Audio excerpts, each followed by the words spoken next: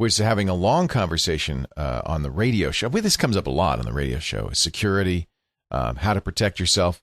Fella asked, and I think it was a reasonable thing. He'd run a security scan, and it came up with 4 different kinds of critters: adware, spyware, rogue software, I think they called it, and Trojan horses.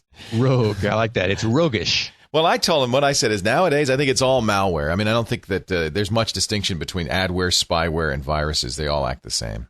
Well, mal as in something that you really don't want on your machine. You don't, you just don't want it around. Yeah.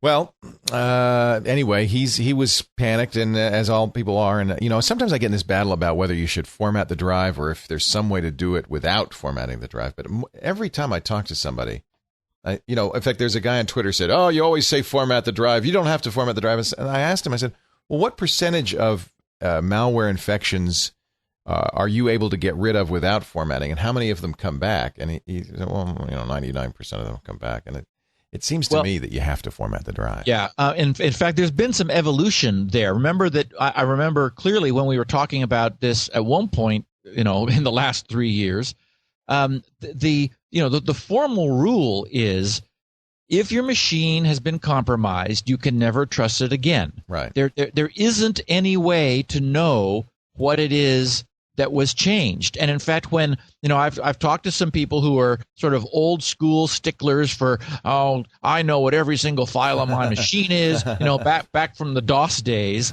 and there have been some friends who have spent weeks trying to get stuff removed after an infection, right. and you really cannot do it. It turns out that the way this malware has evolved now, it's so insidious and sinks itself so deep into the system, and renames files and sticks itself in places you don't know to look, and is able to hook itself in so that it gets started up in many different scenarios. It's if you get a serious infection, really, for 2 reasons. First of all, you will never again, by definition, be able to trust the system, and secondly, you just can't get rid of it. It won't go away. And when people say, well, it comes back, what it means is they didn't get rid of it the first time. Right. There was some little hook left somewhere, some little, piece of evilness that,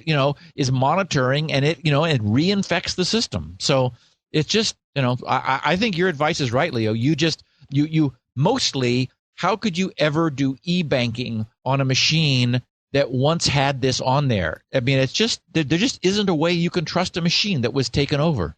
Calla Lily asks in our chat room, well, what about system restore? Is that enough?